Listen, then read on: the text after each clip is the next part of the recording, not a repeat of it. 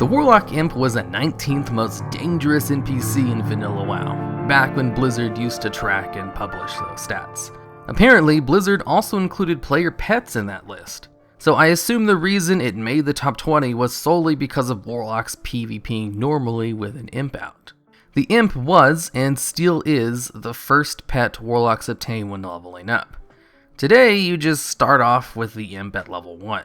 But in vanilla WoW, you had to do a very short quest chain, which involved killing 3 mobs in order to learn how to summon your Imp.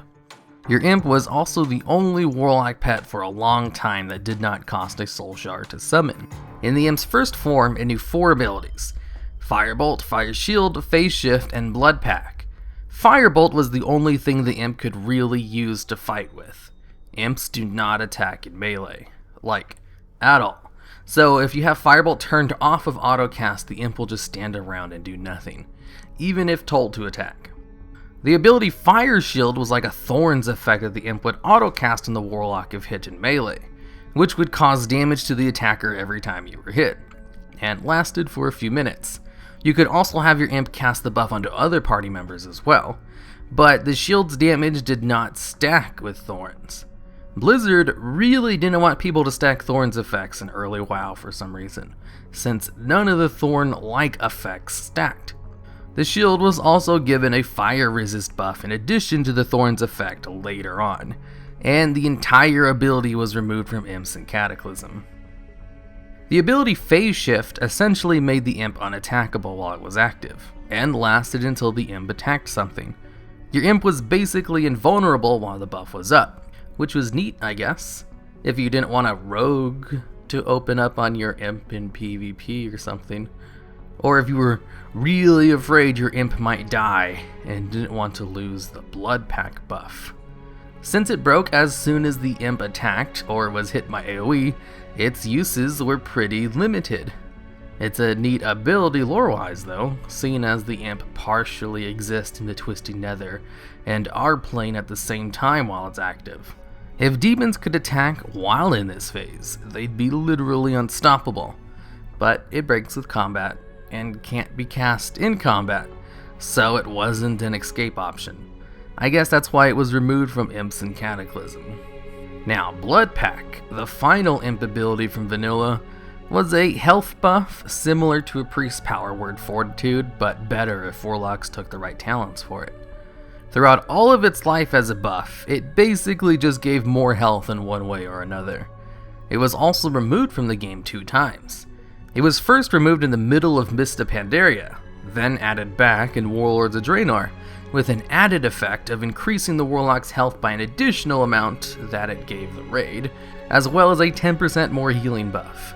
Then it was removed for a second time in Legion, when Blizzard removed pretty much all raid-wide buffs. I should also take this time to mention Black Book Imps. In vanilla WoW, when Razorgore was first released, he dropped a Warlock-only trinket called the Black Book, which increased the Warlock's current pet's damage and armor by 100% for 30 seconds. For this 30 seconds, your Imp could do so much damage that it could solo other players in PvP. Blizzard didn't really see this as a problem until the Felguard was introduced later on in vanilla, and the Black Book allowed it to solo elite mobs.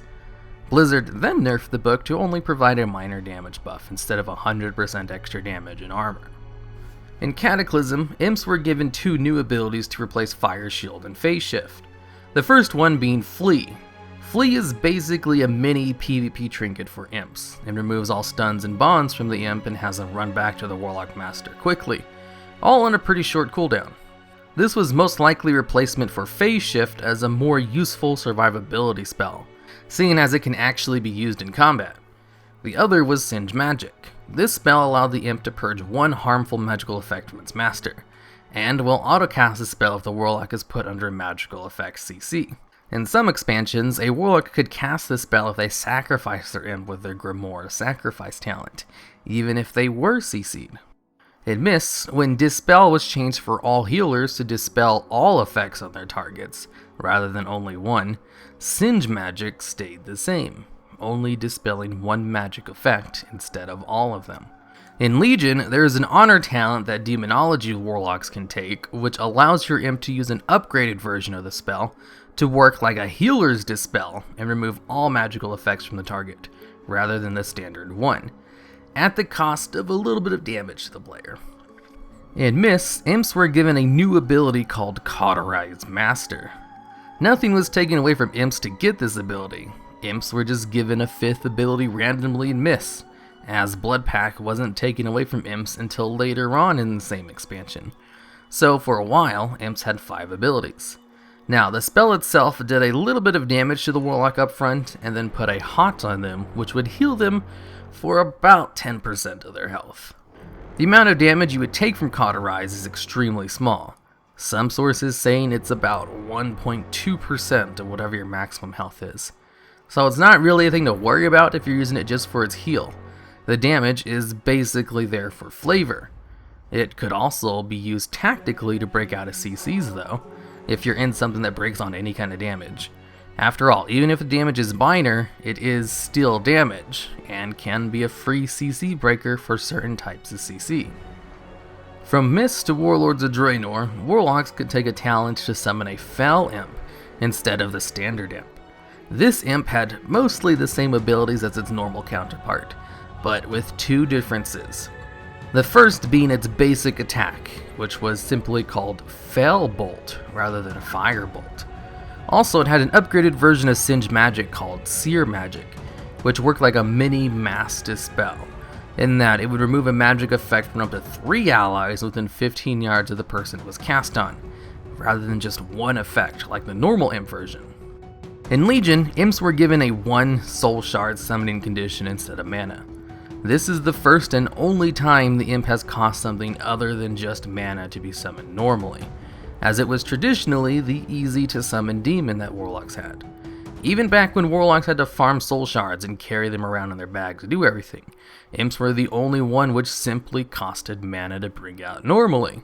Although, nowadays you start off with shards out of combat and when you change specs, so it's not really a big deal unless you're trying to summon it in combat, which has always been traditionally difficult or required a special cooldown anyway. And that's it for the video. There will be videos on all the other Warlock pets as well. If you have an idea for a different History of WoW video, just let me know and I might make it if it's interesting.